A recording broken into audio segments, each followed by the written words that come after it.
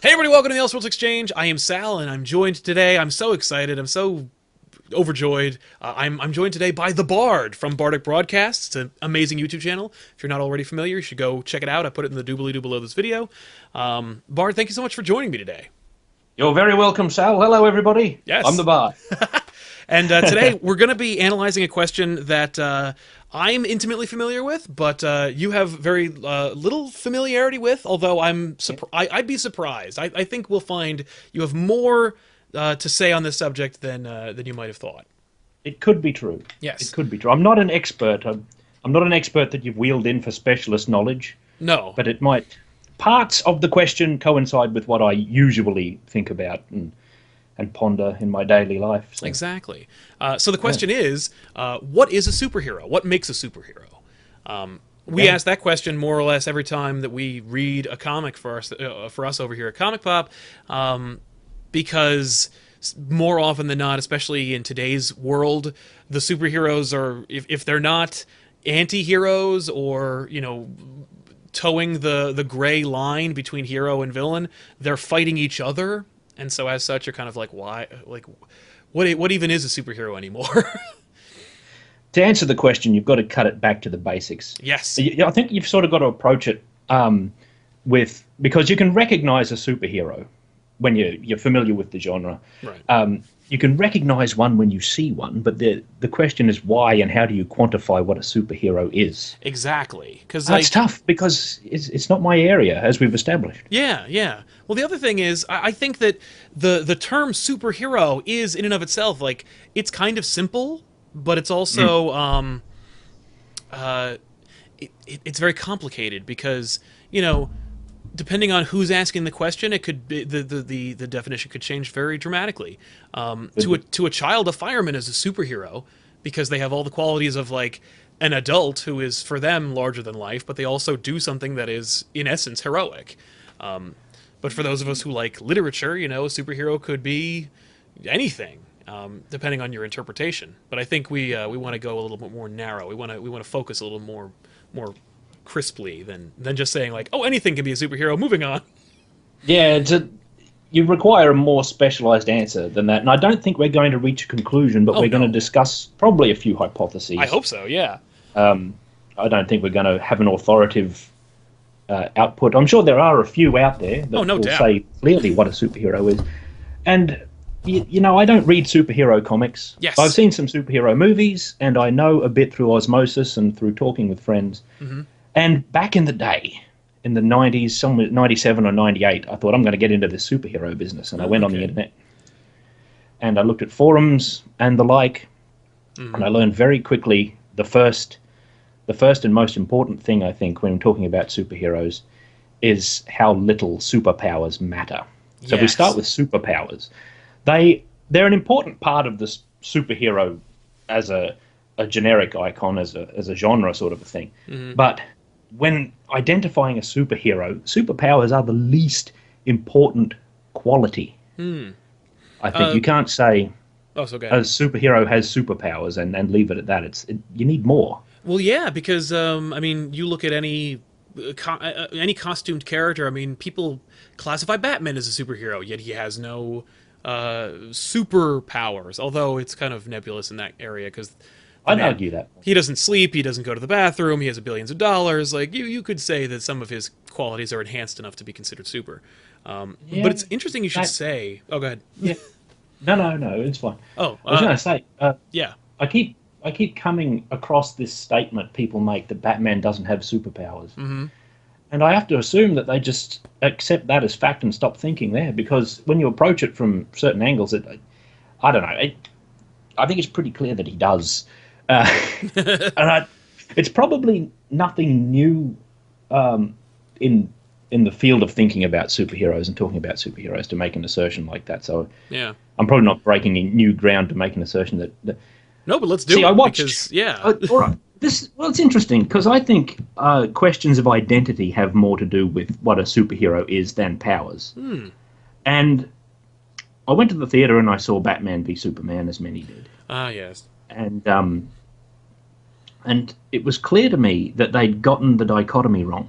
because I know those two characters, obviously. Right. They're the biggest ones. Yeah, just culturally speaking, you know the characters. Even if you've never really read any Superman, Batman comics, you're intimately familiar with who Batman and Superman are, at the core at least. Yeah. I think so. And I think just by virtue of their existence, it's like knowing. It's like even if you're not necessarily Christian, you know the Jesus story. they're so culturally embedded that you can't extract them. You can't avoid them. There's no avoiding knowing who Superman and Batman are. It's been my contention. They've done so many Spider-Man reboots. I keep saying you don't need to do the origin story. Even if you don't read a single Spider-Man comic, you know enough about the origin. And I think the enduring origin comes in, is by knowing it even if you've never read a single issue. And nothing can be more like boiled down and essential than Batman Superman. And to get them wrong in the cinema is kind of like, how can you accomplish this if everyone knows it? I thought they did Batman very well. Right. Yes. And I enjoyed watching the movie. I didn't think it was a particularly good movie, but it was a fun watch. Yes, I also enjoyed watching it. Yeah? I can't say that when you leave the theater and think about it for a few days, I was left with more frustrated quandaries than. It was like a jigsaw puzzle of this really great picture, but it had been assembled wrong. Like there were bits missing and huge problem. Yeah. But anyway, between Batman and Superman in that film, right? Both characters seem to be completely defined by their powers and what they do, especially Superman, and that's the problem. And I don't read Superman comics, and I don't know the character intimately over decades, as many people no doubt do, because I'm a bit of an outsider to superheroes. Right. But it's clear to me that between Batman and Superman, the juxtaposition between them, or the dichotomy, comes in that one character is intensely defined by his powers and the other one isn't. And Superman isn't. So what's important about Superman isn't what he can do, but what he does. Right. Because he's a good man. And matter of fact, Superman doesn't even come into the equation. It's really Clark Kent. That's the important thing. Because Clark Kent, realizing he has superpowers and growing up, from all the origin stories that I've read, except for the subversions, which the movie is a subversion, and that's a whole other topic, whether or not they should have done a subversion, never mind that. When he gets superpowers, there isn't even a question. Okay, he thinks, or he seems to think every time, I'm going to help people with my powers. I've got to. It does not even occur to him that it would be otherwise. Right. That's what's special about Superman. That is Superman at his core. If you read Superman, if you are familiar with Superman, I don't think that's Superman that's on display in either the Man of Steel movie or the Batman vs Superman movie, but I know that's the understanding that we all have for what Superman is, which is, I think, funny because in his origins, when Superman is kind of considered to be like one of the first superheroes, and I think he is entirely defined by his powers because he has them all. But it doesn't matter. Right. The what he can do doesn't matter. The fact that he's powerful is great, but what he does with it is what matters, and that's what defines him, that he's good. For D&D players, he's a paladin. Yes, that's true. If you ever want to understand a paladin a little more closely, you can look at Superman. Because for a paladin, doing the right thing and being good and sticking to the to what makes a paladin it's because in D&D, in worlds of D&D, they're the 1 in a million anomaly that can do it. No one else makes it, but they can live up to this ridiculous ideal, and Superman lives up to that ridiculous ideal. Yeah, he's the good man, and it's the reason that's important is, well, for a start. I've lost my train. Hang on. We were talking about the fact that Superman, he's it's no accident that he's an alien, okay? Right? Because humans can't do what he does; they can only strive for it. Exactly. Okay? And we're not even talking about his ability to fly or see through walls. It's that he can live up. He can actually embody the best of us. He can actually shoulder that which we all aspire to become. It's not that he isn't challenged. Oh, no, yeah. And one thing I've said before, and I've had some people agree with me, and I don't know if longtime Superman fans will agree with me, but it's about Superman movies, and I say that one of the key signifiers is that if Superman in your movie can only win by fighting the problem physically or with his powers, you're doing it wrong. Exactly. He overcomes by being better. Yes. By being the exemplar of where we project our morals and what a hero should be and should do, not just beating a big monster into submission, because that's for other heroes. Yeah. Superman is beyond that. Right. Okay, right. because what's special about Superman, what's super about him, is that he is the ultimate good guy. People say the Boy Scout, but that's kind of a little diminutive. It's kind of... I guess they say that because it's a little old-timey and a little old-fashioned. Yes. But there's always room for Superman. That's right. It's interesting, the moniker of Boy Scout, they've always called him that. And I think there's actually... He makes an appearance, or rather he plays a major role in the Justice League cartoon show from about a decade ago. And... somebody says, somebody calls him the Boy Scout kind of offhandedly, and he says, I never really was a Boy Scout. And they were like, what do you mean? And he's like, I never made it past my first merit badge. And you're like, that's a funny a way to address that that kind of like half-hearted or kind of sideways insult. Because even then, he manages to do it with grace, dignity, and being above the insult. Like, he doesn't turn it on its ear. He doesn't, jab back at anybody. He just simply he just tells the truth, which I think is one of his most defining attributes. Is that, Superman is super in every way that counts. And while we could definitely say like he's super in as much as he's super strong and he's super fast, but it's more that he's a super person. He's above, or terrific. It's and that's why the other side of it. That's why Lex Luthor's so good is his villain, because Superman as the super person is so easy for ordinary people to resent. Yes, and that's at the core. Lex Luthor, at the core. That's his defining attribute when it comes to his conflict with Superman. It's just that he's jealous, or he feels diminutive in his wake. He learns the wrong lesson from Superman's example. Superman exists and he says, you can do and be all these things if you just tried hard enough.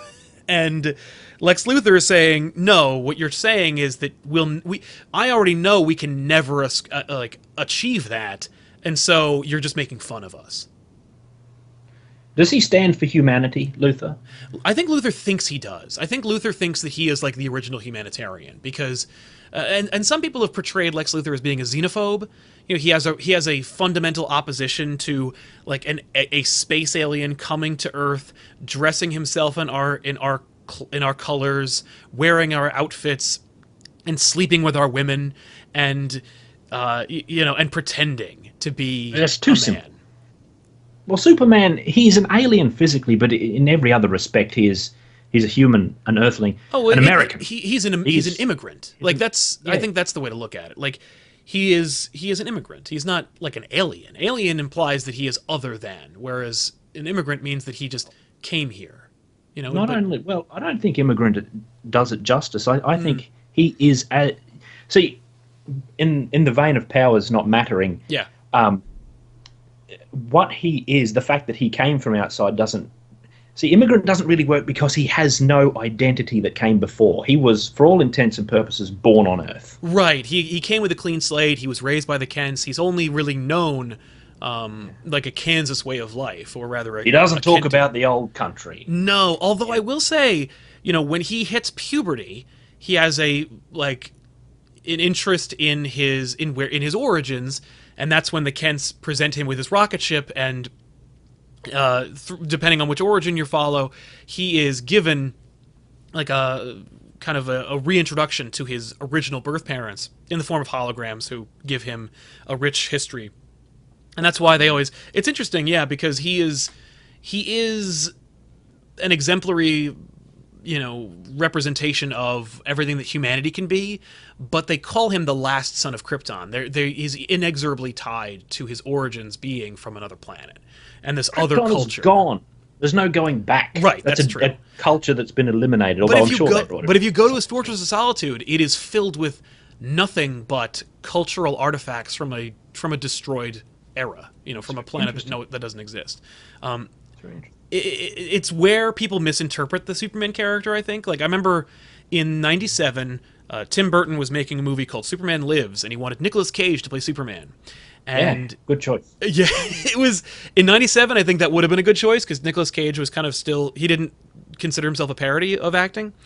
But the idea that, like, he wanted to explore this lonely, isolated, melancholy character that, like, came from a doomed planet is a total misinterpretation of the Superman character. I think it's maybe not. It doesn't jive with the imagined, with the what's set deep in the culture. But I think it's a good interpretation, a reinterpretation. It's definitely a reinterpretation. It's one of the. It's definitely Tim Burton. Oh yeah. No, that's every character that Tim Burton creates. Oh, a lonely, melancholy man. That's his bag. Probably might have been good. Oh, I would love to see it. John Schnepp made a documentary where he collected everything about the production, and they got really far into pre-production, to show us the kind of movie we could have gotten in the future. And it's like, it would have been kind of neat to see. But getting to the original question of, like, what is a superhero? I'm glad that we're talking so much about Superman, because he is, for all intents and purposes, like, the poster child for superheroes. Well, you look at Superman and you look at Batman as these two icons. Yeah, you were talking about the movie, the Batman. But they're not the same. No. Okay, these two characters aren't the same, because Superman isn't defined by his superpowers. Mm-hmm. Batman is. Well, he's defined by his lack of superpowers? No. See, that's the trick. People keep saying that Batman doesn't have superpowers, or they say, oh, he's just ready for everything, and they stop there. He has a superpower. This is one of my own hypotheses. I'm just hypothesizing. I'm not tearing down people's idea of Batman. Let's He has the most Gothic superpower possible. He has superhuman obsession. Yes. He is driven. See, it's not called Gotham City by accident. Right. He is the Gothic superhero. Yeah. He needs to punish criminals. He's got to do it. Yeah. He can't not do it. Matter of fact, the two biggest icons, arguably the biggest monsters of Gothic fiction, both apply to Batman. Those are the vampire and the werewolf. Yeah. Now, what's a vampire do? Okay, we'll start with vampires because it fits most neatly with Batman. But which one applies actually depends on Bruce Wayne. See, in a lot of depictions of Batman, you'll find one of two things. Either Bruce Wayne is gone, and it's just a facade that he puts on, and he's actually Batman all the time. Or Bruce Wayne is kind of there, and he's struggling with the fact that he's got this problem that he's Batman. Right. And that's generally in the depictions for the younger set. You get a lot more Bruce Wayne as a genuine human, and not just this cipher that Batman operates through. Yeah. But the first one, if we assume that for whatever reason, Bruce Wayne has been worn away by the Batman identity. And this is where identity starts to become apparent. Mm-hmm. Batman's a great example. Then the vampire really applies because there's nothing left of the original human being. Right. Okay. And there's a wonderful movie called Shadow of the Vampire. Is that the Willem Dafoe one? Yeah, about the making of Nosferatu. Yes. There's this great scene. There's this wonderful scene where they're talking to him about ordinary things. And he's reading through the script as a vampire because the premise is that they get a real vampire and film him during the making of the film Nosferatu, the famous silent vampire film. Wonderful movie. And he says, I don't remember the exact lines, but he's like, how does Count Dracula know how to do this? He's been a vampire so long, how does he know how to set a table or select cheese or tell which wine is good? How can he know how to do this? Mm-hmm. Because he's been inhuman for so long. When you're a vampire and you've been around long enough, the period of life when you were human is so small. Right. It's like you and I remembering when we were 2. Right. Maybe not just when we were 2, a specific week when we were 2. Yeah.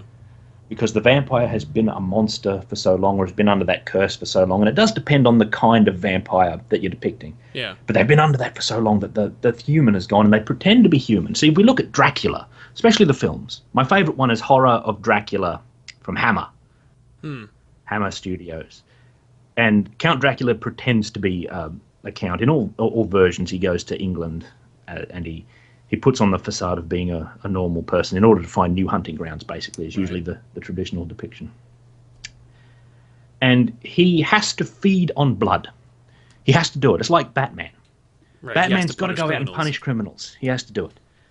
Dracula has to go out and drink the blood. That's the curse of the vampire. This is what they have to do. Yeah. In order to continue their existence, and they can't not do it. What happens to people who are bitten by Dracula? What happens to Lucy Westenra, or Lucy Homewood, if you prefer? She becomes a vampire. Exactly. What happens to the criminals, or a lot of the criminals that Batman punishes? Even the big ones, like the Joker, they start to become obsessed with him. Right. Oh, they take on his obsession. They get infected, don't they? And more often than not, you find that all of their evil plans aren't so much for their gain, but about they want getting an encounter Batman. with the Batman. They want to get them, and you can read it interestingly. They just want the Batman to show up and be there.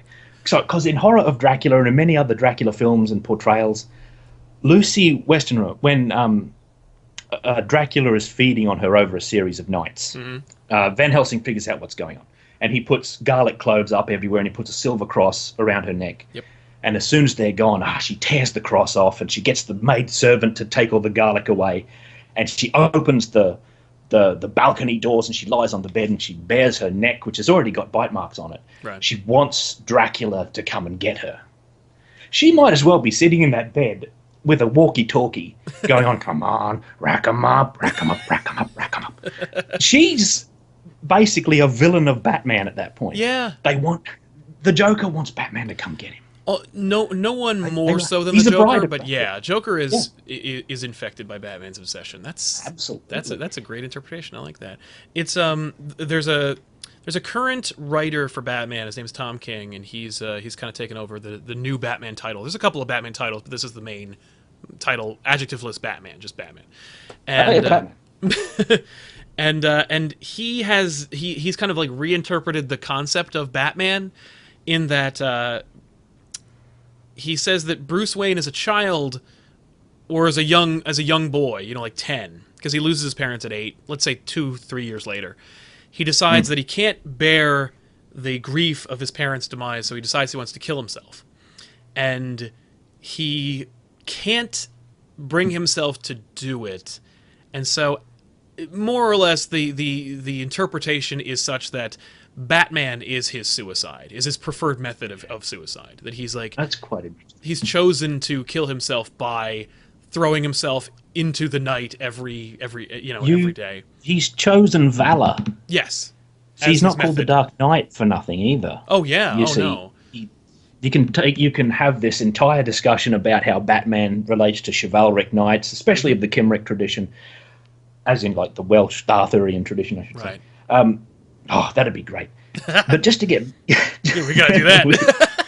We'll do that. Maybe one day. Oh, let's finish up with Gothic. Yes, let's... So that's the vampire application of... Right. Yeah, you were saying the Gothic. werewolf is the other one. Werewolf's the other one. See, if Bruce Wayne is still inhabiting that body, if he's still there and he's struggling with this second identity, which is Batman, you can easily read that like in the werewolf sense, the lycanthropic sort of sense. Oh yeah, because all of a sudden Bruce Wayne is a character who's like, I can't help it, I turn into Batman at night. It's true, and actually the bat signal is evocative of a full moon. Full moon, yeah, that's perfect symbolism. It's lovely. Wow, beautiful. All right, we just got ourselves a book deal right here. And you can read the same transmissive sort of disease if you want. Usually you read vampires and werewolves as a sexual disease. Yeah. That's one of the popular ways of looking at these sort of curses. But you can read the exact same way, because when the werewolf goes on its rampage and Bruce Wayne is no longer there, he's fully the Batman. Yes. There's nothing of Bruce Wayne left, and he bites someone. He's the Joker, and he becomes obsessed with werewolf. And the Joker has no other identity that I know of. There probably is one.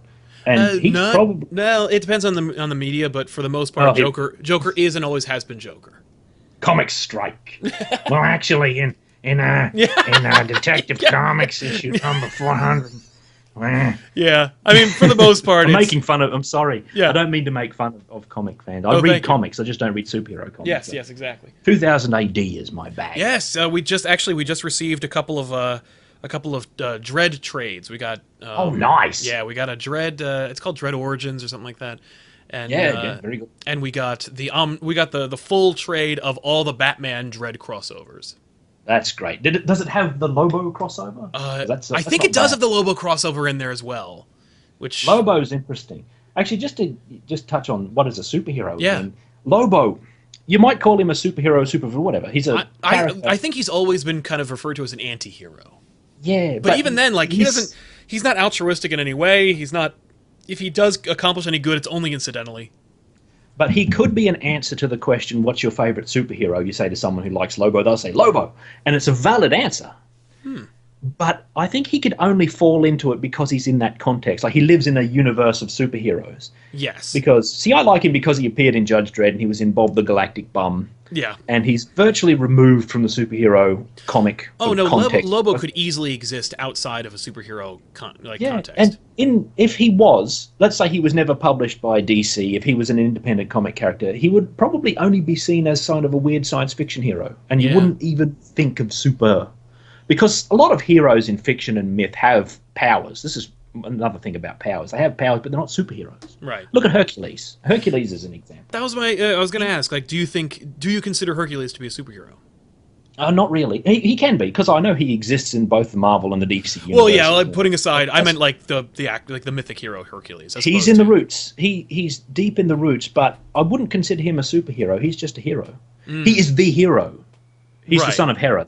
He's hero of Hera. Heracles or Hercules. Both are fine pronunciations. Okay. So I wouldn't consider him a superhero, but he's clearly got powers. He's got extra strength, and he struggles with his own problems. But he doesn't have an identity that he engages with. He's Hercules. Right, he's always Hercules. And he's always Hercules. So now, comics fans out there, they'll be able to point at a lot of subversions about characters who are always a thing. Right. And there's this little phrase called the exception that proves the rule. And people struggle with it sometimes, but the basic thing is if there's no exceptions, then the rule doesn't exist. If there's no exceptions, then what you're dealing with is actually a law. Right. And I don't mean a lexical law as in we make up laws and then enforce them. It's not a human kind of law. A law as in something that will always work out in a predictable way, as in it'll happen that way all the time. Yes. Now, there's exceptions. The Phantom is a good one because he doesn't have a secret identity. He is the Phantom all the time. Right. He has a disguise, Yeah. which in itself is playing with themes of identity and that sort of thing. Maybe Luke Cage, although he was Power Man there for a while. Yeah, he shook that off, and for the most part, it's just Luke Cage. He's just a guy, and that's fine. So, that's fine. So let me ask you this, not to derail us even further, but so we've established, or rather, we've touched upon the idea that that powers don't make the hero. Powers are not equal to superhero. Superherodom. But identity seems to play a heavy role in what a superhero is. Yeah. Is He-Man a superhero? I would always. I think that He-Man was. I think he was billed as a superhero. I remember as a kid, I considered him to be shoulder to shoulder with Superman and Batman. He is, I think, even though he is also a sword and sorcery hero, and he belongs to the great canon of barbarian heroes, which is my area of expertise. Yes, it is. He is also a superhero, and I think it's a question of identity partly, and it's also a question of behavior, because he saves people virtually anonymously because of the identity thing. Right. But he saves other people. I mean, did Hercules ever do that? Yeah, he had these great 12 tasks that he had to do. Maybe incidentally, but not outright. It wasn't. So is intent part of the superhero? Well, intent's one thing, but what happens is more important. What you actually do. What he does, as opposed to what he wants to do. Intent plays into anti-heroes and all sorts of things. That's and true. There's two major strands of anti-hero. There's the sort of the classical kind of anti-hero and the modern kind of anti-hero. Both are valid. And what you do seems to matter a little bit more. So He-Man behaves like a superhero. Someone's in trouble. Help, I'm falling out of the tree. Oh, He-Man shows up. No problem. He saves the little kid. He does the firefighter stuff. He'll get the cat out of the tree. The fact that villains show up seems to be incidental sometimes. Yeah. You know, he prevents the volcano from blowing up and destroying the village. Right. That's superheroism. Yeah. Maybe a superhero is such because they are for everybody, like Flash Gordon. Yeah. Like the song says, like it says something like, "He's for every one of us. He'll save every one of us." You know. Yeah. The Queen song, of course. It's a beautiful song. Yeah. Maybe there's something to that about it too. The way the hero is deployed in the narrative, if you want to put it in that dry academic sort of a terms. Yeah. So you can get heroes that aren't superheroes behaving like superheroes, I guess, in a superheroic way. Right. Do they become a superhero then? Judge Dredd will do this, and he never becomes a superhero. I was going to say, is Dredd a superhero? I say no. No, he's he is a hero.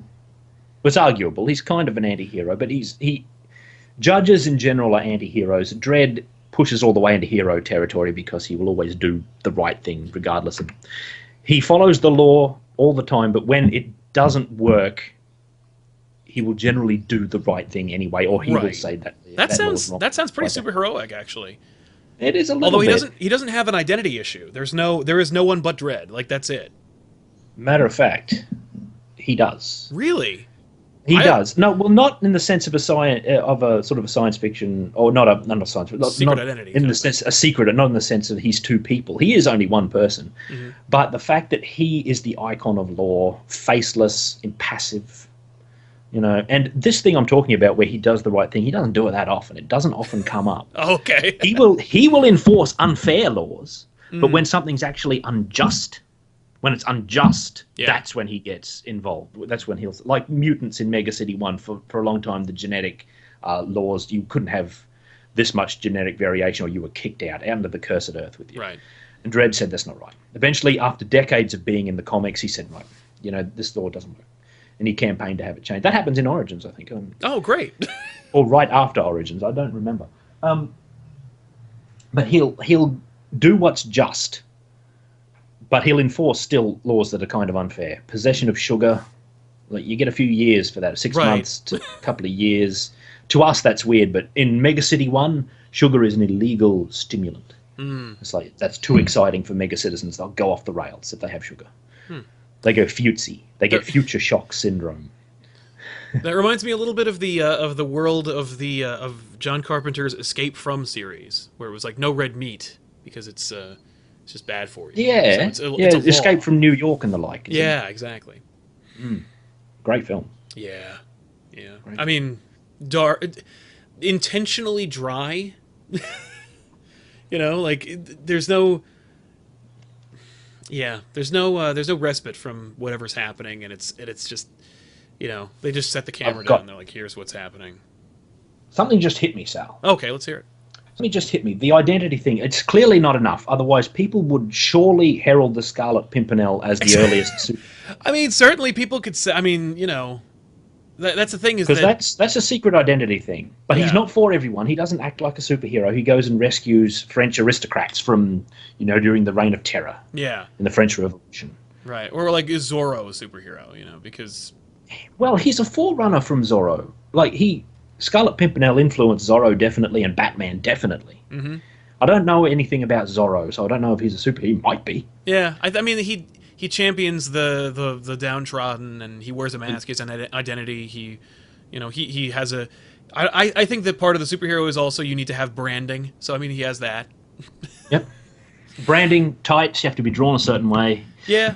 I mean, I think it depends on, but you need branding. I mean, like, it doesn't have to necessarily be tights, but it has to be, you have an insignia of some kind. That. Yeah, it's a visual signifier, very important, and not just for, like, cynical sales stuff. Because no, exactly. Comics is visual.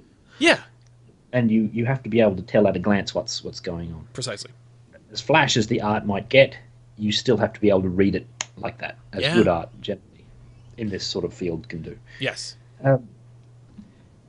Yeah, the best kind of comic you don't even need the words. You should be able to just see what's happening without having to read what's happening. Although I am a bit of a champion of the old days of the caption. See, I read some old comics and I thought, I'm not going to like this. You know, it's a bit old hat. It's before my time. I'm not going to enjoy it. Some old Captain America or old, not Captain America, the earliest Inhumans, because the Inhumans are my favorite Marvel thing. It's interesting. I remember watching one of your old videos, and I remember us having a conversation about how you weren't a big fan of superhero comics, and then I noticed you were wearing an Inhuman shirt, and I said, oh. Yeah. But Inhumans are not superheroes, so I'm sure you were probably more Yeah, inclined it's to enjoy them. Isn't it very interesting? The Inhumans, they see. I have a bias towards DC's flavor. Yes, and well, I could see why. And tone of the DC universe as I've seen it. Well, DC is all about mythology. And I thought the Inhumans were the most DC-like thing in Marvel. Yes. Well, there's no mistaking there, because Jack Kirby they gave off a lot of them. And Jack Kirby helped create in DC. He created the New Gods in DC, which was like a kind of new kind of like alternative to Greek or Roman mythology. And that's an interesting idea. And that's over DC. I think you'd really love the New Gods. I might do. Isn't Darkseid involved in that? Darkseid is like the devil of the New Gods. But yeah. Oh, key. So I think didn't know that. I think you'd love it. See, I like Darkseid. He looks great. He's a brilliant design. I'm actually kind of disappointed with what they did with him now. They gave him like more armor. You know, it's like his skin is the armor. He wears a tunic. You know. It's the worst thing you can do with certain heroes is put armor on them. That's especially the Hulk. Did I rant about this when we spoke? No, I don't think so. The Hulk, everybody. If you put armor on the Hulk, you're doing it wrong. Yeah. See, I looked into the Hulk a fair bit because he's related to the barbarian hero fairly strongly, especially through comic connections through Slain from 2000 AD, which reaches all the way back to the Irish hero Cuchulainn. Okay. Who would have this battle rage and his body would warp. He would twist around in his skins, inside his skin, so that his shins faced backwards and his calves faced forwards. A huge gout of blood would come spurting from his head. One eye would recede into his skull, the other one would flop out onto his cheek, and he would yell broadly and his lungs would flap about in his mouth. And he would wade into battle like this. And the artwork in the Slain comics is just as it's described. That's beautiful. Awesome. It's called a warp spasm, and it's wonderful. And the Hulk is sort of a reflection of this kind of idea. It plays Jekyll and Hyde, so it has sort of Gothic or semi-Gothic kind of influences, literary influences. But it also has these mythic influences. But putting armor on the Hulk is a stupid idea because the most valuable and significant thing about the Hulk is his body. And if you look at artwork featuring barbarian heroes, you see bodies. Yes, you're mostly seeing. Yeah, they wear about as much as a female character in World of Warcraft. Like they have, it's just basically because you're seeing what as you put it, the muscularity. Yeah, look at the muscularity. Yeah, and you have no choice because it is presented in such a way. But what does it signify? Okay, well, you look at a barbarian hero, whether they're male or female. You look at the artwork of Boris Vallejo, his Red Sonja is beautiful. You see these wonderfully presented bodies. And they have connotations that are matched identically with that presented by bodybuilding, by the bodybuilders, as in naturalness, wildness, a little bit of wildness. Ironically, you'll note, because bodybuilding requires a monastic lifestyle, regimentation. But symbolically, these things represent naturalness and wildness and invulnerability and prowess. Right. In the natural world, if you were to loose a pure man into it, he would come out an Adonis. Like he just by virtue of his Tarzan is a beautiful example of this. But they have this invulnerableness about them because they don't need your constructed systems of life and living or the literally constructed systems of armor or chivalry, the things that you live by. They don't need it. And they come from outside and they're not like us. And who else comes from outside and isn't like us? Superman. Mm-hmm. We're coming back around to that. But the Hulk. So if you put armor on the Hulk, you make him seem weaker. Yeah. That's like, and you can put armor on Conan. He wears armor all the time in the stories, but most of his most significant appearances, he has a loincloth, a sword, and virtually nothing else. And in the very famous Frank Frazetta painting, The Barbarian, that is the picture of the barbarian. That one picture influenced how you see and perceive barbarians right up to this day and well beyond, I'm sure. Yeah. But if you put a load of armor on them and say this is a barbarian, then they seem weaker because he needs this armor. What's going on? All of a sudden, he needs to lean on civilization. He's not this wild man. Right. And the Hulk, strongest one there is. Nothing can hurt him. What has he got this armor on for? Well, because I tried to play Marvel 2015, I think it was called, on Steam a while back, and one of the loading screens had Hulk in the science fiction armor. Yes. And I said, he looks like a goober. Yeah. He's not the strongest one there is. That armor is. He's wearing this armor. There's actually a story. It's called absolutely undermines. Yes. Undermines the entire. Well, it undermines what he is, and that's symbolism of the physique. Yeah. Thankfully, in the story Planet Hulk, he is marooned on a war-torn planet, and heard of this. Having traveled through the wormhole, it weakens him, and so he needs to rebuild his strength. And so while he's in a weakened state, they embed an obedience disc into his flesh, and they force him to fight alongside other warriors in a gladiatorial arena. And so for a time, he is forced to wear armor, not necessarily even because he needs to wear it to protect himself, but more for the cameras, because the Red King has used propaganda and the arena as a way of like maintaining control. That's perfect. But as the Hulk faces larger and more fearsome obstacles, he loses the armor and his strength returns until finally it's just the Hulk where it is a barbarian warrior where he's wearing naught but a loincloth. And I think you did that story too, but it's even when Conan is in armor. If you read the novels, the stories by Robert E. Howard, and some others don't do it as well, but some do it fine. He might wear armor, he'll have a breastplate, and he'll be going into battle when he's king of Aquilonia, of course. In the text, the armor doesn't matter, it's his body that matters. That's what's described. He moves like a panther, he has steel spring muscles. Just wonderful text. And it's the same with the Hulk, as you just described, where he starts shedding that bit of civilization seems to have tried to take him over in that instance of the story. I haven't read it. He starts shedding. I think you'd love it. And he starts to become the Hulk. That's why he hates puny Banner. Yes. Well, Banner wants to control him, wants to contain him. Yeah, well, Banner needs civilization to exist. He's a weak man. He had to learn science and order and strive after like natural philosophy, I guess you call it. Oh yeah, just by virtue of the fact that he wears glasses. He needs perfect signifier. Yeah, I mean, well, and of course it brings it back to Superman. When they redesigned Superman for the New 52, when they rebooted everything. Terrible, because they got rid of the super briefs. They got rid of the super briefs, which they still got rid of. They've brought back. They've since fixed most of Superman, but the briefs remain. Off. Do they think it's too quaint? They do. Do they think the briefs are too quaint? They're wrong. The thing is that they're always comic book creators and editors in particular are always trying to get ahead of the criticism. It's why whenever anybody tries to reboot or relaunch or retell a story about Aquaman, they always have to have him be a real big badass right up front. So you forget about all the jokes that people have made at Aquaman's expense over the last 25, 30 years. It just makes it look like he's trying too hard. Exactly. Ben. That's a terrible idea. And with Superman, I like Aquaman. Aquaman's a cool guy. He's regal. He's powerful. He's a king. He's a king. He has an equally powerful woman warrior at his side who has way cooler powers. He's just an interesting character overall. But with Superman, when they rebooted everything, they took away his legacy. They took away they introduced doubt.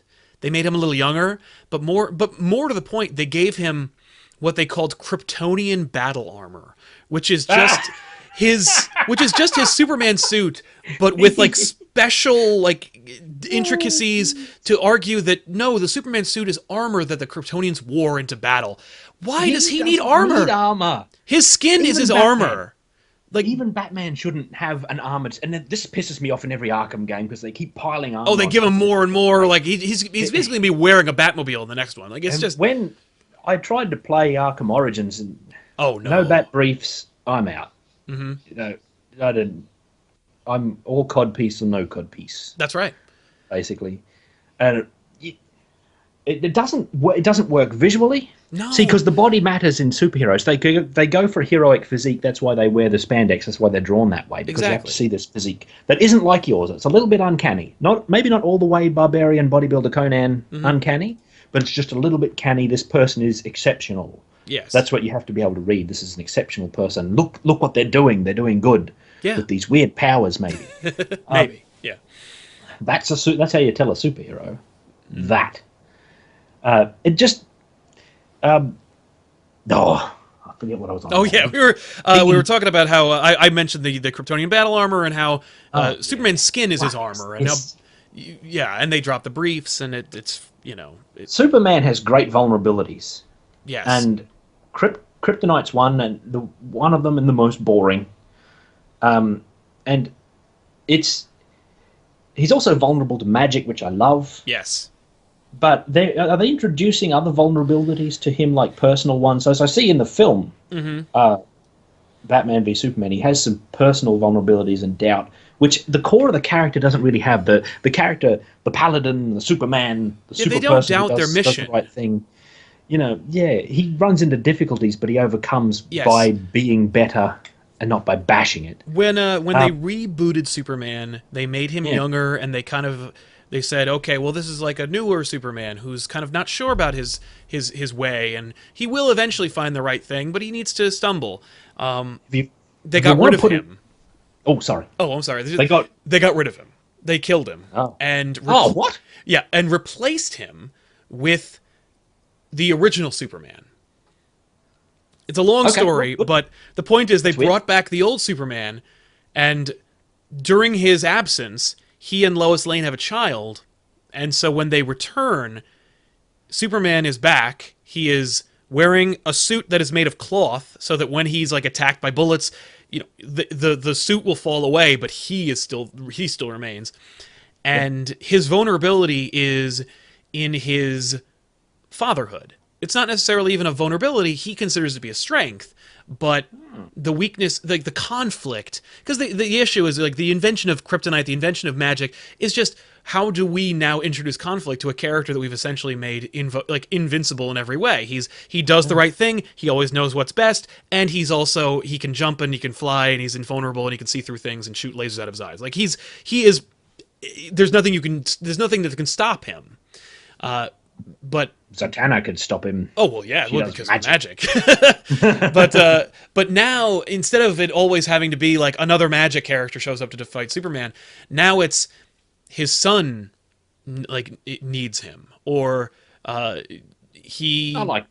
It's cool, and his son has powers as well, and his son is 13, I think. So it's just right on the cusp of manhood. It's a lot of it's a great romp, and it's some of the best Superman stories that have been written in the last 10 years, because it's just that's the best way you could get vulnerability into Superman is personal vulnerability. Exactly. You don't introduce. He's not doubtful of the mission. He's not doubtful of his abilities or his calling or in humanity itself. His doubt is: am I doing enough, or am I doing am I doing right by my son? Am I doing right by my wife? Am I creating the kind of world these people should have? Yeah, and now he's starting to think not necessarily in I'm going to be around forever, but I'm creating a world that my son will have. Like, not that he'll take over and rule, hopefully, but like, a world that my son will inherit. That he'll have to live in and probably have to defend. So, Batman probably would rule the world eventually if he was immortal. Yes. If he lived long enough, he would probably become a terrifying dictator. Have you ever read Kingdom Come? I think I have. Is that the one with this amazing panel with the art? The art's like photorealistic. It's painted. Gorgeous. Yes. This amazing panel of Superman. I think he's defeated. He's fallen back, and Captain Marvel is standing over him. That's beautiful, beautiful panel. But I've forgotten all about the story. Well, it's in the future. The idea is that the superhero, like Superman, is challenged by the new generation of superheroes, and he learns that the world kind of prefers it, so he backs away. I remember this. I remember the world no longer wanted his kind of soft gloves sort of justice anymore. Was it Gog or Magog? It's Magog, yeah. Magog, yeah. Makes sense. Yeah. Oh, yeah. And they slay criminals. They don't give them a second chance. That's right. These superheroes great because they don't infect. That's They're right. non-infective vampires, basically. Yeah. They're like maggots cleaning a wound. That's what they are. They're not vampires parasite who create more Of their own kind. that feed of their own kind. They clean the wound. Okay. Yeah. And they let the world heal theoretically. Of course. That's I'm sure that they would appreciate that kind of press, but yeah. but as you pointed out, like Batman is the only one that's still in action, and he has created a police state in Gotham.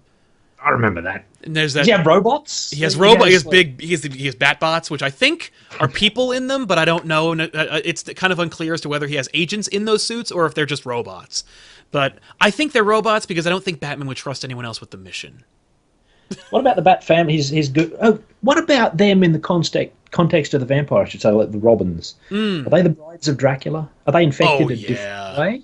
Oh, because Dracula's got these brides in his castle, right? He's got 3 of them. These vampires that he's made, and he keeps them around. But he's still, even if Robin goes all the way and gets his own identity as Nightwing as he does, and becomes a full-fledged vampire who must feed on criminals, he is still dominated in every way by Batman. Yes, he'll always live in Batman's shadow. Always, until Batman is destroyed. Yeah. But what happens? See, in a lot of vampire fiction, there's this established thing where if you destroy the master vampire, if you will, it doesn't free the lesser vampires, it destroys them too. Well, in the context of the stories, and maybe there's something we can extrapolate from there, but like Batman is more or less destroyed by Darkseid, in fact. And is he? Yes. Well, he's not destroyed, but he's sent through time. But anyway, for all intents and purposes, he dies. Let's say that he's taken off the table, and everyone, for the most part, believes that he's gone. As a result, Nightwing immediately becomes Batman. Okay. And becomes his own Batman. And in fact, during that story, Batman actually has a son, and it's at that point that Nightwing makes Batman's son Robin. There's a whole essay that could be done here about the vampiric parallels of all this. Yeah, and you know what's interesting? Metafictional even. And there's, I because think, we a have trilogy. two kinds of vampire. Yeah. I think there's a trilogy of Batman books called Batman Vampire, in which Batman legitimately becomes a vampire. I might have read that when I was young. It was in Elseworlds book. I have no doubt you probably picked it up because Elseworlds books were very big in. That might be the story when I got so far into it and just had to put it down because I think Robin started throwing Robinarangs or something. Oh yeah. These little projectiles shaped like R's. And I thought, yeah, that's. What are you doing? That's I'm not reading the rest of this. Yeah, as a kid, I got to tell you, I loved Robin. I don't know. I guess because it works. You know, that's the idea. Like Robin was created. It's silly enough. Well, Robin's created to be the ride along character. I'm a child. I can't imagine I'm Batman, so I'll be Robin, which is of course absurd because every kid who likes a hero is, I think, outright rejects the like child character. You know, like whenever there's every time. Like every time they bring in like a young like hip character that's gonna Anakin Skywalker, a great example. Ugh, yeah, well, no one wants to be him. Nobody wants to be Anakin Skywalker. Yeah, at any point, but Jake Lloyd wants to be him anymore. Not even Jake Lloyd wants to be him anymore. No. Oh yeah. Well, I mean, when he goes to conventions, I'm sure he'll take the $40 or whatever it costs. But yeah, no, the Brides of Dracula, man, I like that idea that all the Robins are Brides of Dracula. He's had 5 over the 75 years or whatever of his history. One died at some point. There's been a girl one or two. Yes. Yeah, one died. He's back. They brought him back, which is like frustrating. But he's become his own character. The people have really accepted him. I'm a purist. I'm an old school fan. I like the idea of there being a dead Robin. I like the idea that like, you know, I'm a traditionalist too. I'm a traditionalist. I like the idea that, you know, Batman had a Robin. That Robin grew up and grew out of it, and the other Robin he got in haste, and then he paid the price for his hubris. Like I like that idea, but that's good character stuff. Exactly. That's a defining attribute for Batman. It's like with Spider-Man. You know, he learns the lesson: with great power comes great responsibility. Right? Then he uses that great power to try and rescue his girlfriend, and he kills her, and you learn that it's not like great power is not enough. You know, like you have to deepen your lesson. You can't just go by the mantra of your dead uncle's like pithy one sentence, you know, lesson. You have to go deeper. You have to learn how to be a real hero. You can't just say, I have powers, it's my responsibility to use them. It's your responsibility to use them responsibly. You know, I think we might have been onto something when we were talking earlier about what a hero, what a superhero does is what makes them a superhero. Yeah, what they do for everybody. Absolutely. Yeah, because a hero, speaking traditionally, a hero is just a literary position for a character to occupy. And they're not obliged to do the right. Not obliged to save everybody. Superheroes kind of do, and I think that's what makes a superhero. Yeah, is that they'll, whatever their thing is, they'll strive to rescue people, save people. If there's a disaster, that I'll handle this. Yeah, you know, they get into their gear and off they go, as best they can. So, I think Batman's fascinating because he has to do it. He has no choice. That's right. Superman's fascinating because he chooses to do it when he could do anything. That's right. He could rule, and he chooses instead to serve. Yeah.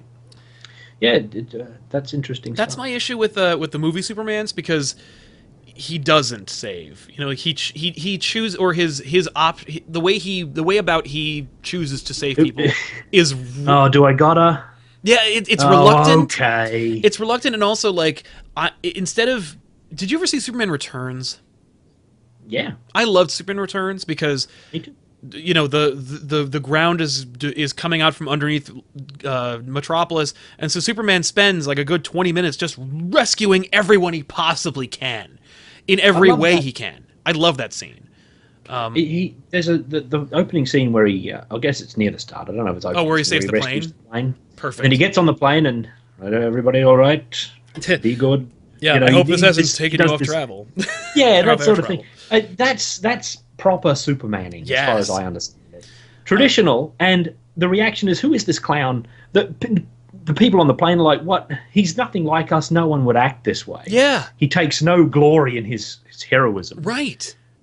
We put him there, okay? He's a superhero because we decide he is. Yeah. Or the people of Metropolis or DC world decide that he is this thing. He just does what he does. But that's my point. Like, that's why I like Superman, because he's not. It's not that he's being corny. It's that he's telling the truth. Like, that's just who he is. He's not trying to do anything. He is doing it. I guess we've come back to the 90s again. Oh yeah. In our current era, because in the mid 90s, we didn't want that kind of Superman. The 90s ushered in Kingdom Come, where we were shown, and actually Kingdom Come was written as kind of a critique on where superhero comics were going, because, you know, for the most part, the books that sold were, you know, gun-toting, giant bicep monsters who wore costumes that weren't really even costumes. They were more fatigues. And they had words like blood or blow in their monikers. I remember Shatterstar, who attacked rapists by shattering their spines. Oh no, Shatterstar's the one. I was thinking of Shadowhawk. Shatterstar is the ninja or whatever. He had some weird sword that wasn't drawn properly. Yeah, well, that was because Rob the best thing to come out of that era was Spawn. Yeah, you know, the movie was awful. The movie's garbage, but did you watch the show ever? No, I never did. I only read a couple of the comics. It was all right. The comics are better. Visually, what a great design. Yes. Spawn is so striking, where all of those other ones that we just sort of talked about failed because they look a bit weird, and Cable looks rubbish. Yes. He's just too busy. That's the problem. He's overcomplicated. It's a costume, but it doesn't mean anything. Yeah, it doesn't represent. It has no significance. Superman, significant costume. Batman, significant costume, and not just as a legacy. Yeah. But as a costume that's designed to get in your imagination and get in your mind, it works in a way that those other ones don't. Spawn works like that. He does, and it's funny because the longer he lasted, the more complicated his costume got. You know, they kept adding stuff to him, just more chains, more cape, more spikes. Yeah, that cape got longer and longer, but that's just because McFarlane loved drawing capes. But the Spawn, but at the core, and it's funny because, you know, a lot of these characters, the characters that they were pushing back in the 90s and even maybe today, their origins are needlessly complicated. You know, Superman, doomed planet, kindly couple, last hope. That's your story. Batman. Was Spawn a complex character? Because I never got into his origin. No, or his anything. origin is he's a soldier who was betrayed, and when he went Before to we go- hell, Before we go on, lad, I should make clear that when I say Spawn is the best thing, you don't necessarily mean. I'm not. I haven't read it. I'm just sort of talking visually that he worked in a very, because when you look at him, I say I want to read that. Yeah, I want to know more.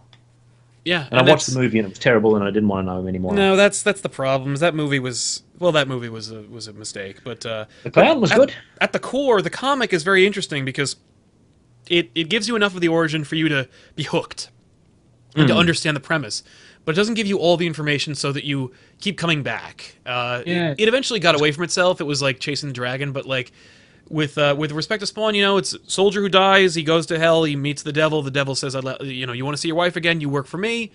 And so he does, and of course the devil, being a trickster, is like, oh, you got to see her, but that's all you get, and now you have to come back and be a soldier in my army. And the guy says, and he says no. That's the story, and it's just what happens when this guy who refuses to die, even when he's a walking corpse, what kind of journey that befalls him, and it's like that's a kind of neat. Especially because around that time it was striking the right chords with a lot of speculating comic book fans, but at the core it's just a simple premise that you can kind of get. Like, I get that, and it's needlessly complicated, or it's unnecessary. It is not needlessly complicated. Like you mentioned, Cable is like only complicated. He's a dude from the future who did a thing. Yeah, I've got a question. Did a thing. Yeah. Is Spawn a superhero? Does he behave like one? Because I don't really know. Or does he operate on his own agendas? He is entirely self-serving. But he has shades of superheroism. He has superpowers. He has and superpowers. He looks like one. So he co-opts some of the signifiers of the superhero. Yes, but even then, there's a neat premise where he has superpowers, but they're finite, and when he uses them all up, he dies. I remember that every couple of panels in the comic. They show the clock. How much power he used. By the way, that premise can only last 50 issues, because after 50, he goes to hell, and then they have to come up with another reason for him to come back, and it's... Oh, that's fine. It worked, but it was just like, okay, I see what happened here. Like you didn't know what you were going to do, and so we're here now. But when Spawn first arrives, he's protective of the other homeless people in the alley that he resides in. But that's really, and he's protective of his wife. But for the most part, that's kind of it. Like he can't go around wasting that power. Like, oh shit, there's a plane crashing over there. Oh gee, no, he doesn't save anybody. In fact, usually he makes forget it. When he does get involved, he usually makes things worse. Which is kind of funny. That's typical 90s. Oh yeah, nihilism. Yep, that's like there's a story where he catches a child predator, and Billy Kincaid. Yeah, you got it. I read that. That's the one I read. That's a crazy book with some of the most graphic imagery I'd ever seen as a child at that point. But he slaughters Billy Kincaid, then drops him off at the police station. The cops get fired as a result of what happened, and it just downward spirals from there. It was just like Spawn thought, this is what I do. I murder the bad guy. Here it is, and then I give him to the people who are looking for him. Like, that's not how that works, man. You can't. I bet that would have worked for some of the other characters we might have been discussing. Oh yeah, I mean not Batman, but certainly Spider-Man captures. He catches. Spider-Man captures. But some of the other 90s characters who were trying to run as far as they could away from the squeaky clean superhero. Oh, Punisher, for example. Punisher, maybe? I don't know.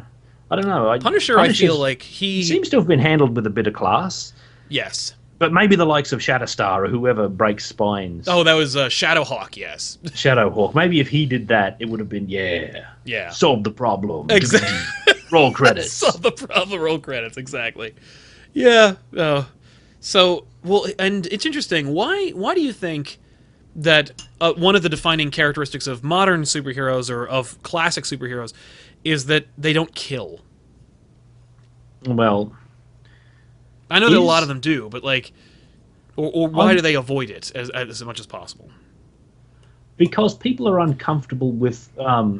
It might have to do with the audience, of course, and it's difficult to.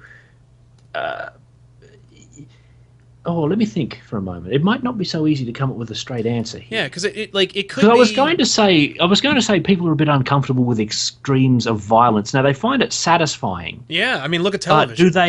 Do they fantasize about committing these extreme violence? And I guess they kind of do, because many people hold Conan as a hero that they fantasize about, myself included. Judge Dredd, of course, no stranger to very extreme violence being called for. Although I can imagine in the world of Conan, like, due process is really kind of a far off notion. Yep. Like, you have to kill your opponent or else you'll be killed. You know, it's when it comes down to it, he always tries to do due process first. Really?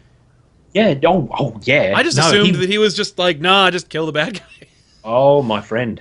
You are in for some stuff then. Yeah, because my exposure to Conan is literally just the movie. Are we talking about Dredd or Conan? Oh, I was talking about Conan, but yeah, I know Judge. Oh, I know Dredd. Dredd. No, Dredd. Yeah, Dredd always gives them the shot. Dredd's no, Conan is very much kill or be killed. Okay. Because that's what he represents: survival and the capacity to survive. That's the difference between him and the knight in the chivalric sort of sense, or any kind of chivalric hero that operates on a system, superheroes included. Yeah. Is that he is free to do it, and he will feel no shame in having done so, because that's the world he lives in. And that's the fantasy of Conan, and that he has the capacity to affect the world himself. He doesn't need permission. He doesn't need systems to help him do it. He doesn't need the technology beyond a sword, and even then he really only just needs his body. And that's why the body is so important, and that's why it's framed visually right in the center, or very prominently on art that deals with barbarian heroes, and in fiction that deals with barbarian heroes. The body is the focal point, because that's where the character is, and that's what matters. Not the constructed things, not the armor. You better have his armor, because armor on a knight really just represents the system they live in a visual sense. It protects them. Otherwise, they're just human. Yeah. They're just men. They put armor on and they take on another identity. So you can tie that into superheroes as well. Yeah, yeah, definitely. Conan is free of such fetters. Yes. Does Dredd have because they don't show his face. Dredd is the system. So that's why, like, it's not necessarily that he's wearing armor; it's that he is wearing the system. He's wearing the law. Yeah, I am the law. Is his catchphrase. Oh yeah. Oh, I'm familiar. I don't know if you know this. There's a little movie starring Sylvester Stallone in which he said it every 5 seconds. Yeah. What'd you think of the Stallone movie versus like? Well, I'm not as down on it as people might expect, and I certainly don't blame Stallone. The story was terrible. Yeah. They adapted the wrong thing, and visually I thought it was really good. It looked like Mega City 1 in the comics looks, and I thought Stallone looked fine. I thought the costume was pretty good. I thought the armor was pretty good. I was pretty impressed. In '95, it was recognisably Judge Dredd, and I thought it was for 1995 it was pretty good. I don't think Stallone was poorly cast. Yeah. People seem to blame Stallone. No. And I'm not sure why they blame him, because from what I'd read in interviews with Stallone, he'd read the comics. Yes. I think it's because he wanted to be it so badly that he made it come to fruition. Like, it was his clout made Dredd possible. What I read, I think it was an interview, or maybe it was just apocryphal, but whatever. He went up to the director of the production and he said, this guy Dredd didn't take his helmet off. I better leave the helmet on. And they're like, no, we paid whatever million for you. We're going to use your face, Stallone. Yes. And I kind of understand where they're coming from, because Stallone costs a lot of money. You put him in a movie, doesn't show his face. Maybe people aren't going to show up. And, well, people didn't show up anyway in the movie. No, they didn't show up anyway, it's true. I saw it in theaters, but that's the Angel gang was very good, particularly Mean Machine Angel, the fellow with the giant robot arm. Mm-hmm. In terms of visuals and behavior, as spot on as you could get in a film from the comics. Yeah. Just great. This is we're off topic, but I just have to ask anyway. Have you ever wanted to see Judge Death appear in movies, or is it just too fantastic? No, I think you should embrace the fantastic virtually immediately. If they were going to make a sequel to Dredd from 2012, one of my suggestions, one of the major things you could do is go supernatural, just go right into it, because that's a strong part of Dredd.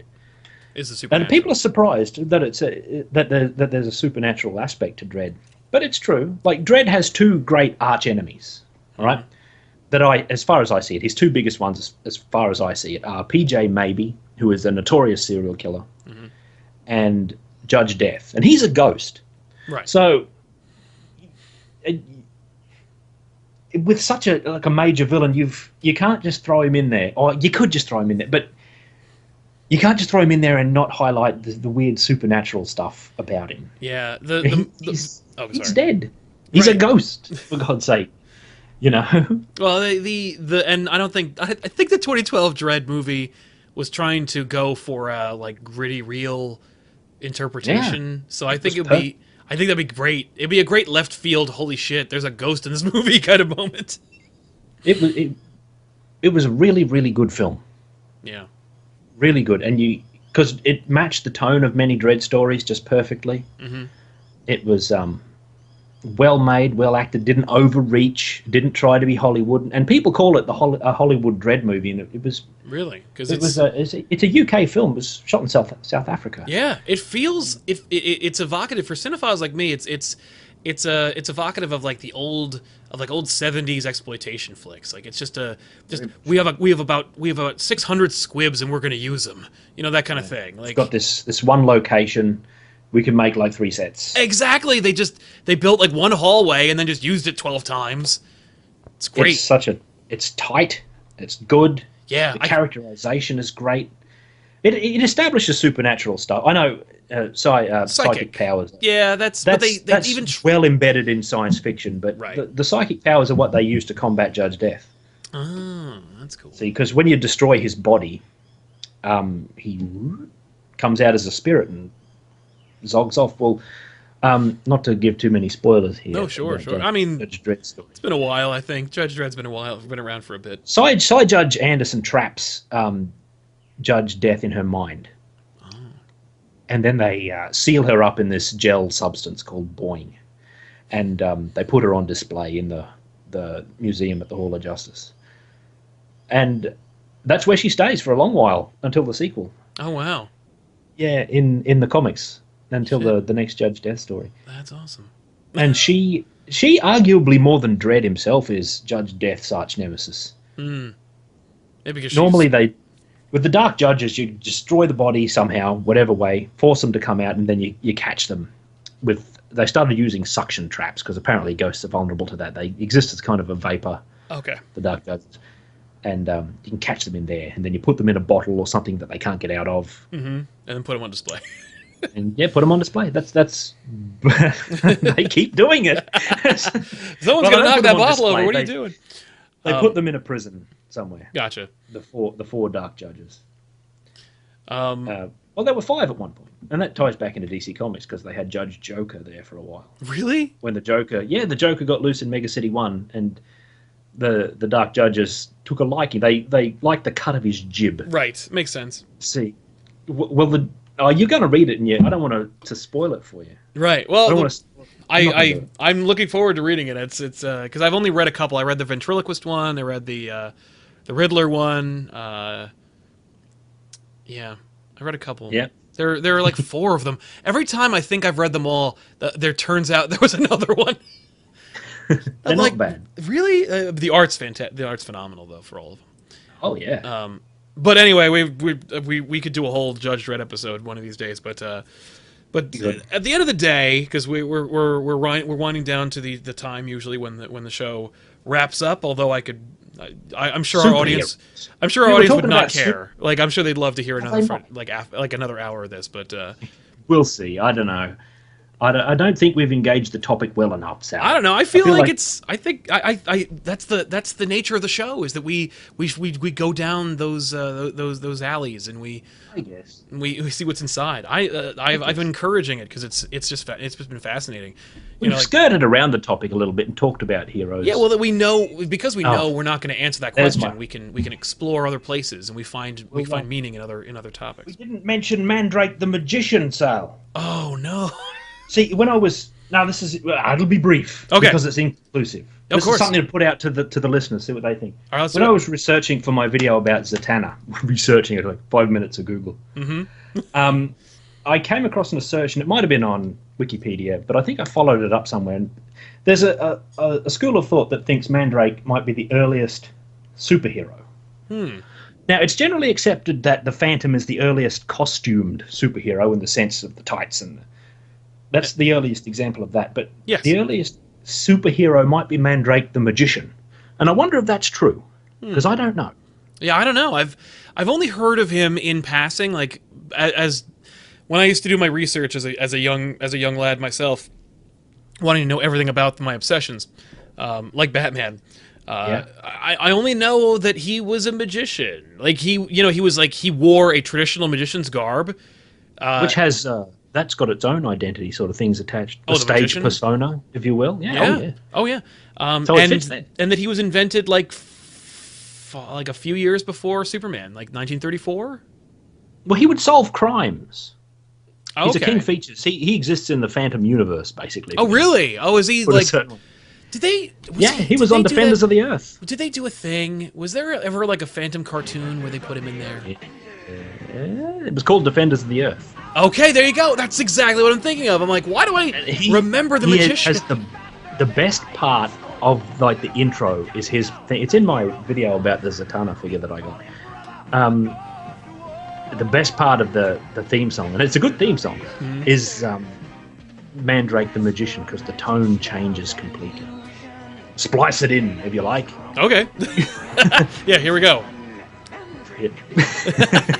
But it's wonderful because it's this heroic song, and then the Mandrake part, and it gets this kind of sinister. It gets a bit of mystique about it, and I think that's why I remember him so strongly, because I never read a lot of Mandrake comics or anything like that, but I remember Mandrake the Magician forever because of that part of the theme song stood out in such a way that it just grabbed me in a very... It was so memorable, very affecting. I liked it a lot.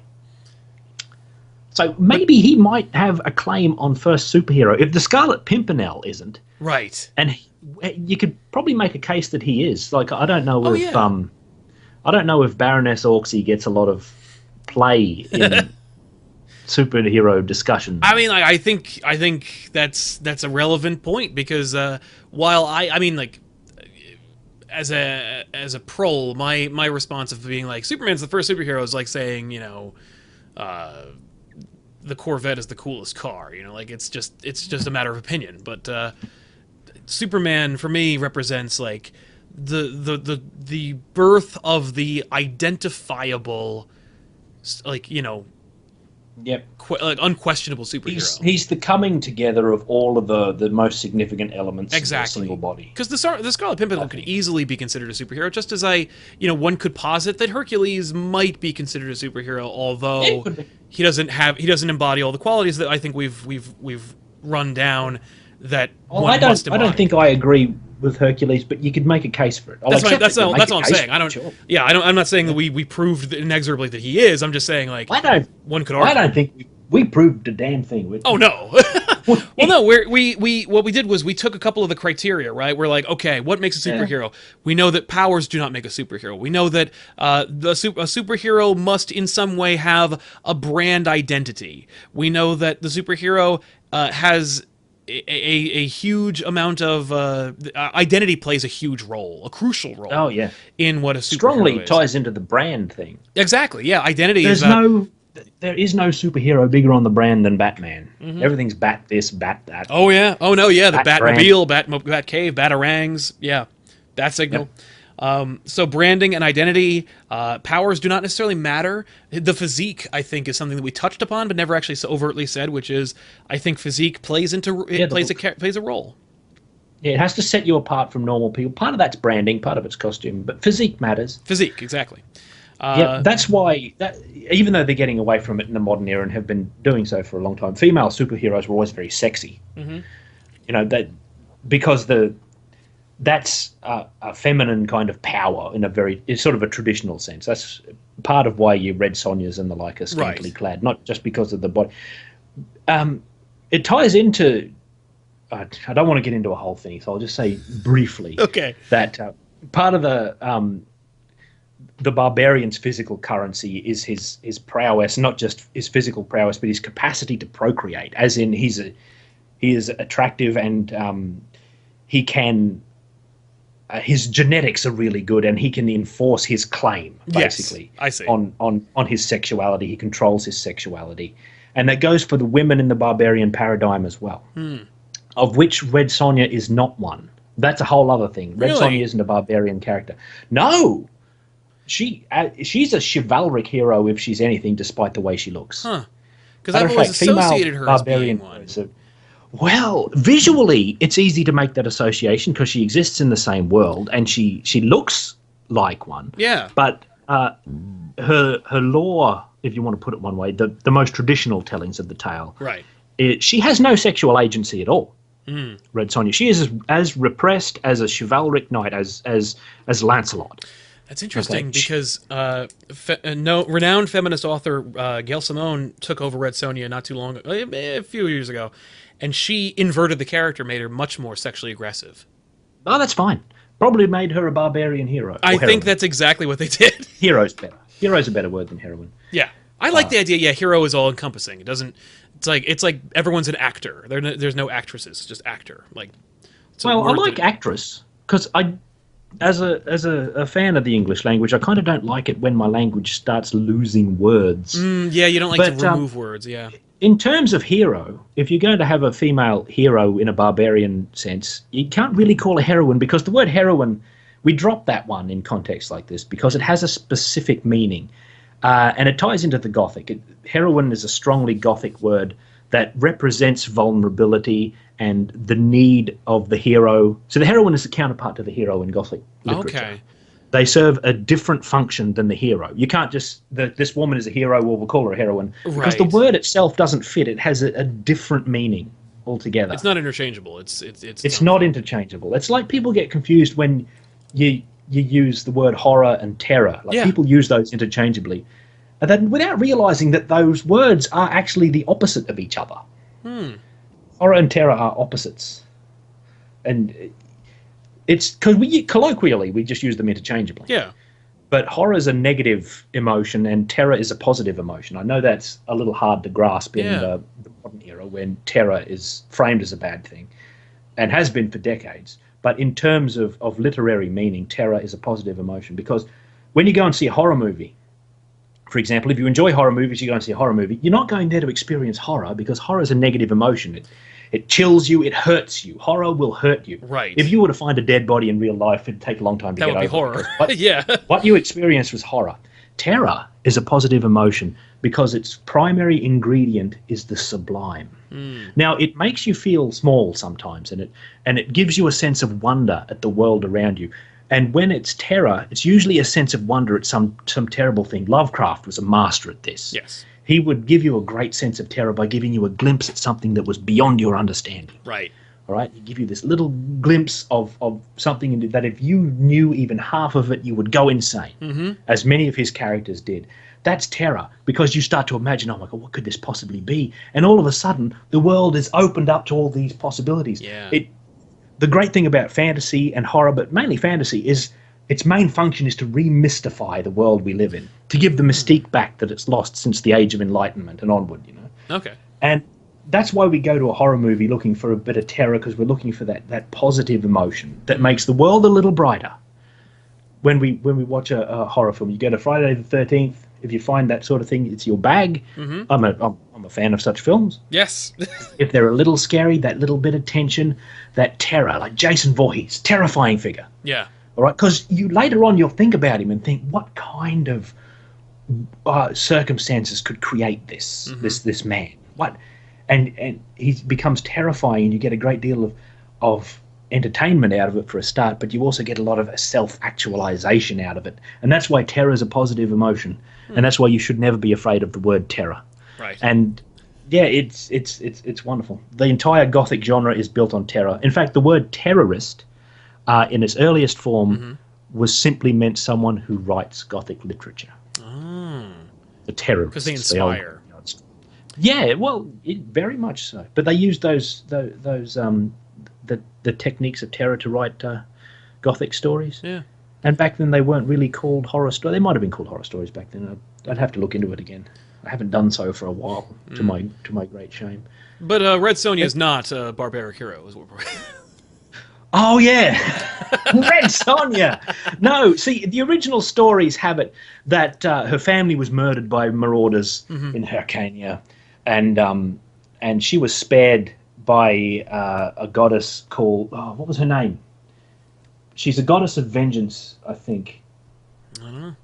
I can't remember it now. But anyway, she has supernatural assistance. All right, that's the first barbarian no-no, is that you don't get your powers from outside. That's why Hercules isn't a barbarian hero. For a start, he's half in god, the context of... Yeah, he's half god. He gets his powers from outside. That's why a lot of the classical heroes don't qualify, basically, as barbarian heroes, because they are given their powers and they have the assistance and the favour of the gods and this, that, and the other. Whereas the barbarian hero doesn't. And Red Sonja gets her assistance, and she has to live by certain rules. And one of the main, well, really the only rule, is that she cannot lie with a man who can't beat her in fair battle. combat. Yes. Yep. She has no sexual freedom. Right. Oh, no, you know what's funny? No, Simone takes that premise and turns it into like a challenge. It makes her, it gives her power. You know, it's like, you must defeat me. Like, you're not worthy to lie with me until you defeat me. It's like, yeah. But in essence, it also keeps her chaste because, like, she's constantly searching for, like, the man that... So it's more of a psychological thing in her. It's interesting. It's something I might like to look into. I'm not sure. Right? Does that... so... Well, Sonya's a comic character anyway. She is. She's a Marvel character, believe it or not. Yeah, she's created by Roy Thomas. Yeah. Who himself is a noted Conan scholar. Yep.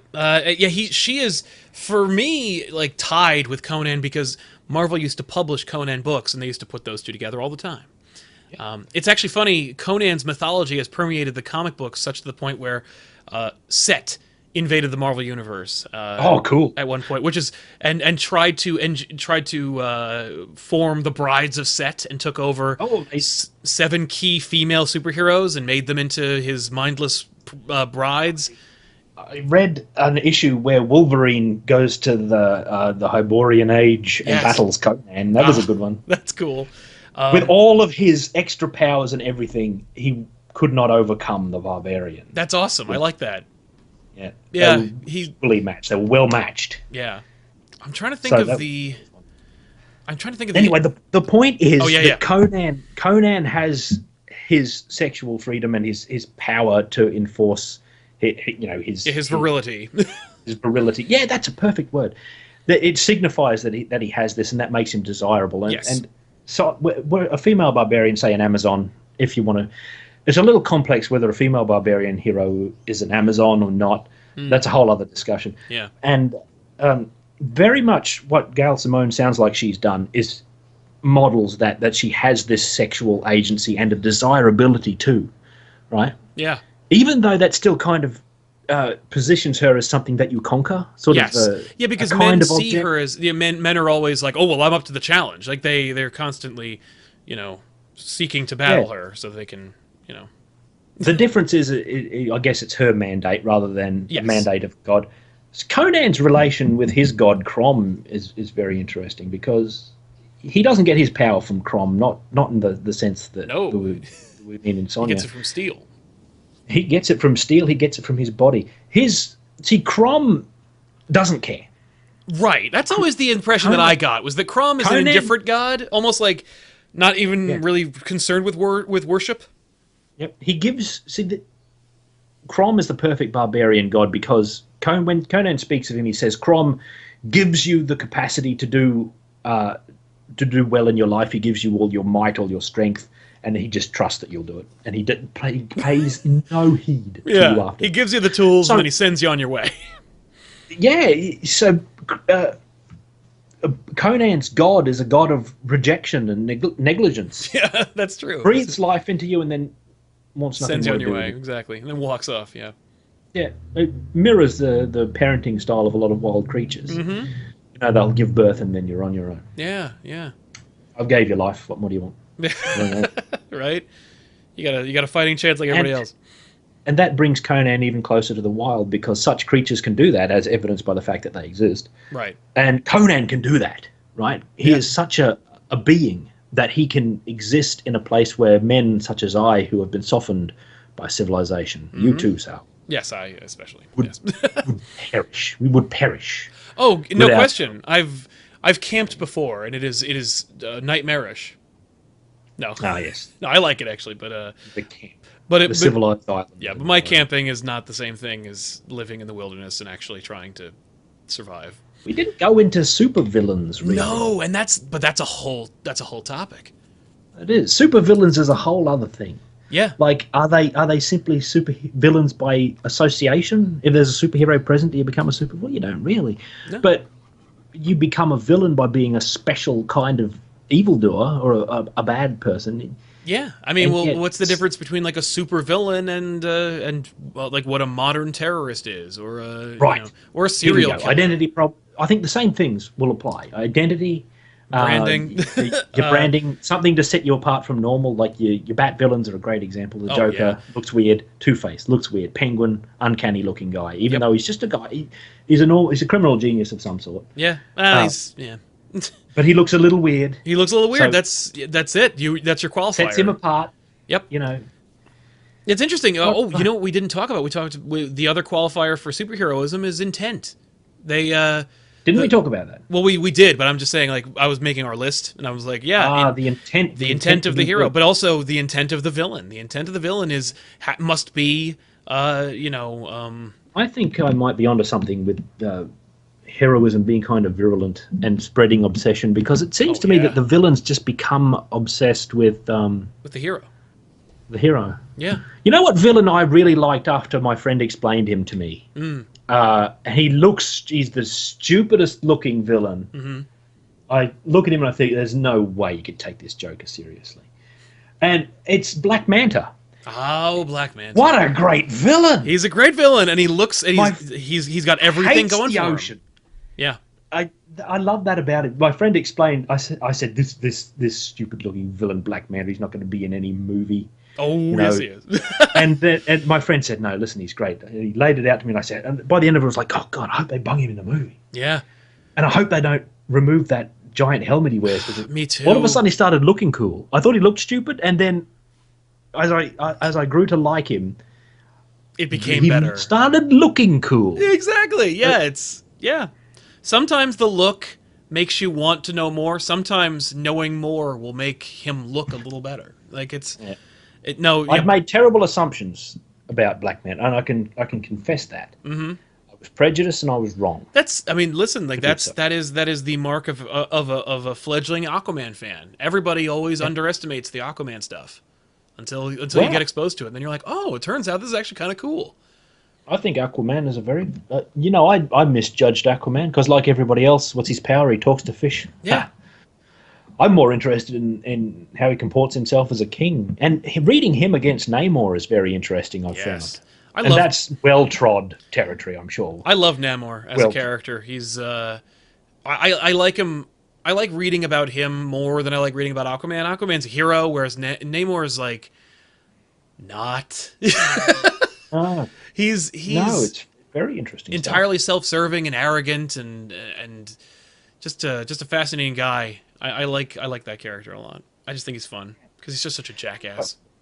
He was the role that Leonard Nimoy was born to play and never did. Yeah, and you need like 60s era Leonard Nimoy. He'd have to be buff. Well, luckily we've got modern movie era Spock actor. That's right. Yeah, Zachary Quinto. He'd be great. He looks like Namor. He really Anyone does. who plays a Vulcan can be Namor. I'd take that in a second. Yeah. That's great. Yeah. Oh. No problem. I'd even let in people who play Romulans. Star Trek. They could be Namor too. Oh yeah. Yeah, as long as you've got the ears and the terrible haircut, I think you're good to go. Yep. Isn't it funny how like the Vulcans decided that must be the most logical haircut. We'll just all have that. Yes, we'll just give me that. Yeah, what about that haircut is logical? What about shaping your eyebrows and to look cross all the time is Maybe that's just how they grow. But I think that is. I think that's just a natural thing. Yeah, it could be their hair just grows that way. Although, yeah, I've never seen a bald Vulcan except for the Romulans in the reboot, but they shave their heads. Romulans, they all have the like weirdo hair too. Yeah, they have this uniform hair. And do all the races in Star Trek have uniform hair? Because Klingons all kind of have the dreadlocks. I guess they don't all have the same style of hair, though. Yeah, I've seen. I mean, like you've seen old Klingons. They have a bigger mane, or they have different color hair, or they braid it differently. I mean, they're like dwarves. You don't see a bald dwarf, except for the ones you do see. Never mind. You see the dwarfs with a bald head. Yes. Because it's a great signifier of age and wisdom, as a beard is. Yeah. And the worst thing you can do with dwarfs is have them lose their beard. Not with beards. The beard unless you've got some amazing reason, like Dark Sun is pretty good for getting away with it. The setting Dark Sun, its dwarves are bald. Okay. But one of the dumbest things ever was there was this huge period in the late 90s to the mid through 2000s where dwarves, for some reason, always had either short beards or no beard in fiction. Oh. This race that was famous. Well, I'm specifically really just talking about computer games. Okay. I'd played Neverwinter Nights and this other game and this other game, and I'd create a dwarf, and they'd always have no beard, or there'd be only a couple of beard options. And up until like World of Warcraft came out, which was all beards. Oh yes, that was just I couldn't buy a beard. It was absolutely ridiculous. And I'm a man with a beard, listeners, if you're still there. Oh, that is a great beard. I'm a bearded man. Yeah. I think they've all gone by now. They might have gone. Because we're talking about dwarfs. I know. No, I love it. Listen, this is straight into our if you have any curiosity about dwarves, definitely go to Bardic Broadcast, because you always manage to find that. This is a staple of I think the Bardic Broadcast channel, because you always manage to find some way of working in the dwarven culture into your video. You're like, oh, and by the way, if you're ever interested in a better way, the dwarven way. I don't do many videos though. No, that's true. No, it's you cherry pick. Well, for me, it's a hobby. Yeah, it's just a hobby. I don't want to work like a slave at it. No, exactly. It would lose its charm. Like, it's right now, you make a video when it strikes you, and when it strikes you, it is memorable and enchanting. But when the time's right, exactly, you strike. Like forging a good sword. If you know where and when to strike. That's right.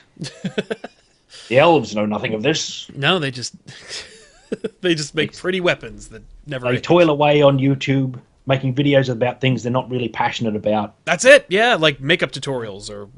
Yeah. Oh, gee, I've got to do all this content because I read a wiki once. How to succeed on YouTube? You've got to have this kind of thumbnail. Yep. And you got to have this kind of title, and you got to have. I don't do any of that. I don't even think about that stuff. That's legitimately, like, whenever anybody asks us, like, they're like, how do I want to make a channel? What do I do? I go, be honest, make what you want, and learn from your environment. Like, you just watch and watch the stuff you like, and then you're going to find that some of your beginning work is derivative because you're just kind of like aping off of what you enjoy. But eventually you're going to find a voice, and then you're going to execute it. And if it's meant to be, or if you're working hard enough at it, like, you'll find your audience, and then you'll succeed, or at least you're not alone. You're not alone in the world out there. If you're going to make a YouTube channel, the best thing you can do is what Sal said: do what you like. Yeah. Because you're not the only person out there who likes what you like. Exactly. And all those other people, they're your audience. Yeah. At least to start with, Yeah. I mean, no. Yeah. And of course, interactivity. Like, I noticed both. One of the things that we have in common with the Bard is that we interact with our audience. Do I? I guess in your comments, when someone asks you a poignant question, I know you're there, and you're just like, boom, you got it. I read all my comments. I don't always answer every comment. No, well, that would be impossible. Yeah, but I answer the poignant ones. Like, just recently, I wrote out the entire Night Before Orksmas for a fellow who wanted the lyrics. I replied to his comment. I wrote it out. That's awesome. And I posted it. I should have put it in the description on retrospect. Oh yeah. Well, thankfully it's written. You could actually Too copy late. and paste it. It's over. Yeah, It's there now. They could find it. Boom. If someone else asks, I can copy it for them. Exactly. Well, you know what? Let's stop here. Let's leave them wanting more. I think that they're going to want it. So We solved nothing. no. Oh, And well, that's how we like it. that's right. No, we ask the questions and then we talk about something else. That's that's the Comic Pop way over here. Thanks a lot. That's how it worked out. All right. Yeah, if you hey, say listen. that's fine, that's fine. Trust me, this is more focused than most conversations that we have on this channel. So you are in good company. Oh, that's a relief. Well, Bard, thank you so much for sitting with me and chatting about this and that, specifically about where, what superheroes are, but I think we got down some really interesting narrow paths. I'm excited to hopefully explore some of the rich nougaty centers that we've explored or touched upon just a little bit. Nougat. Yeah, nougat. I don't know about this. Oh, trust me. No, it good, but thank you for being here, man. We really appreciate it. And Oh, it was a pleasure. and ladies and You're gentlemen, welcome. of course, click the description box below this video where you can go to Bardic Broadcast and check out these cracking unboxings that he performs. Ah, yes. Fantastic stuff. I'm very fond of my unboxings, and I hope Yes. you'll enjoy them too if you have a look. You'll know right away if my channel's your bag. So That's right. it's okay. Yeah.